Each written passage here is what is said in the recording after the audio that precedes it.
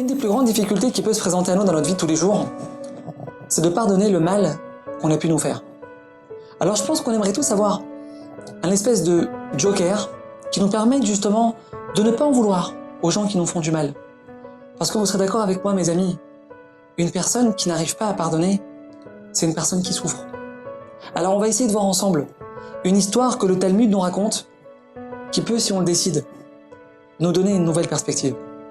Rav Huna, qui était un des grands sages de l'époque, il se trouve sur son lit de mort.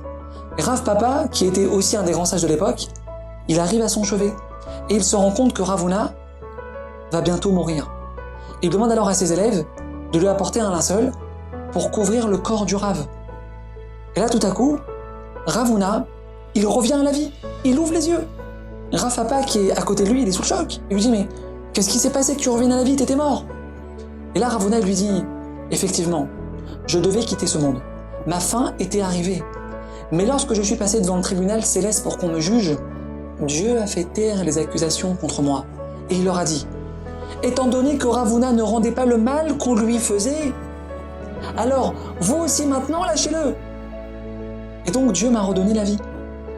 Mes amis, nos sages, qui sont les détenteurs de la parole divine et qui sont les seuls à connaître la manière dont Dieu fonctionne dans ce monde, ils nous apprennent ici une leçon de vie.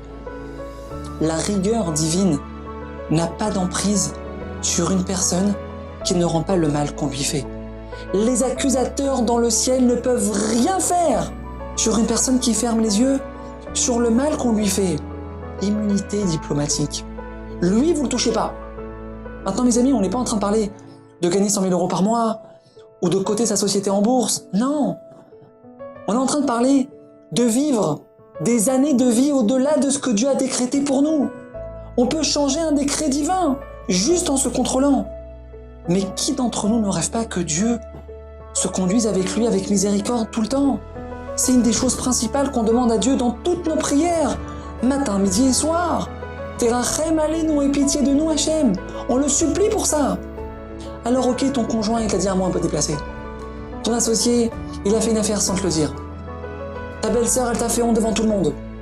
Alors maintenant, attention, il faut appuyer sur le frein et réfléchir. Alors c'est vrai, on peut montrer nous aussi qu'on sait se défendre, qu'on se laisse pas faire. C'est vrai, c'est une possibilité. Mais là, la Torah, mes amis, elle nous propose autre chose. Elle nous propose de rentrer dans une autre dimension. Elle nous propose de rester maître de nos pulsions, de nos instincts. Et en plus, de pouvoir faire descendre sur nous la plus grande chose qui soit, la vie. À bientôt.